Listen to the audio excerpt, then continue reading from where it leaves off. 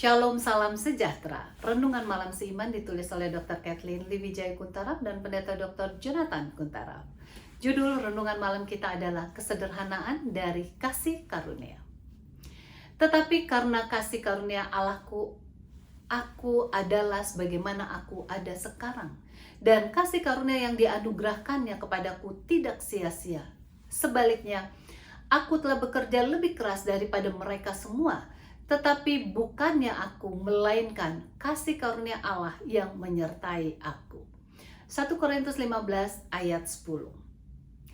Saat kita mengakhiri renungan malam seiman minggu ini mengenai kekristenan yang sederhana ini, maka pada malam ini kita akan fokuskan betapa sederhananya kasih karunia Allah itu.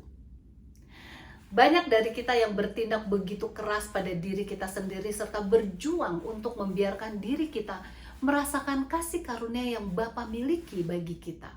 Bayangkan, kita mencari untuk mendapatkan kasih dan penerimaan dunia ini. Namun cara kasih karunia Tuhan jauh berbeda dari apa yang dunia katakan, di mana kita adalah apa yang kita lakukan.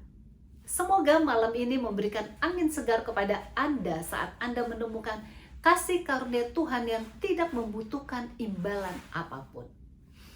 Anugerah adalah komoditas surgawi yang mulia yang hanya dapat diterima dan dialami bila kita menyerah sepenuhnya kepada kehendak dan kasih Bapa surgawi kita. Dunia kita tidak dapat menawarkan kasih karunia, suatu kebutuhan yang konstan dari kita masing-masing. Mengapa? Karena kasih karunia hanya dapat ditawarkan dari tempat keutuhan Tuhan dan kasih-Nya yang sejati. Dalam kesempurnaannya, Tuhan mampu menawarkan kasih karunia-Nya kepada kita karena Ia tidak membutuhkan apapun dari kita sebagai imbalannya.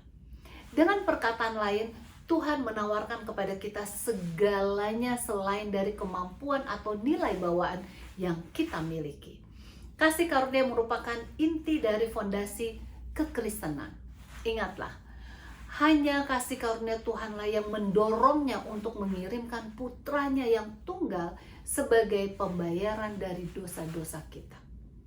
Melalui kasih karunia-Nya kita masuk ke dalam kepenuhan hubungan yang dipulihkan dengan Bapa kita yang baik itu. Melalui kasih karunia Tuhan, kita menerima pengampunan atas dosa-dosa kita. Dan dalam kesederhanaan kasih karunia-Nya itulah kita diubahkan menjadi serupa dengan gambar juru selamat kita. Ingatlah, kita menemukan diri kita secara terus-menerus kehilangan semua anugerah Tuhan yang ditawarkan kepada kita. Bila kita coba berusaha dengan kekuatan diri kita sendiri untuk mendapatkannya. Ayat inti di atas mengatakan, karena kasih karunia Allah aku ada dan kasih karunia-Nya kepadaku tidak sia-sia. Dapatkah Anda mengatakan hari ini bahwa Anda adalah apa adanya oleh sebab kasih karunia Tuhan? Apakah kehidupan Anda ditandai dengan didasarkan atas persediaan kasih karunia Allah yang tak terbatas itu?